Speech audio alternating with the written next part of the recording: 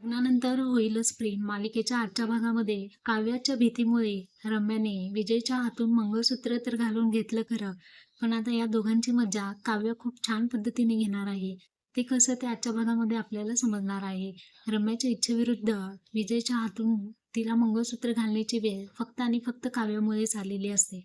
आता काव्य त्या दोघांना खाली पाठवते आणि फर्स्ट नाईट असल्यामुळे त्यांची रूम छान पद्धतीने सजवते. आणि जेव्हा ते परत येतात, तेव्हा विजयला खूप आनंद होतो, की आजची आपली फर्स्ट नाईट इतकी छान पद्धतीने सेलिब्रेट होणार आहे.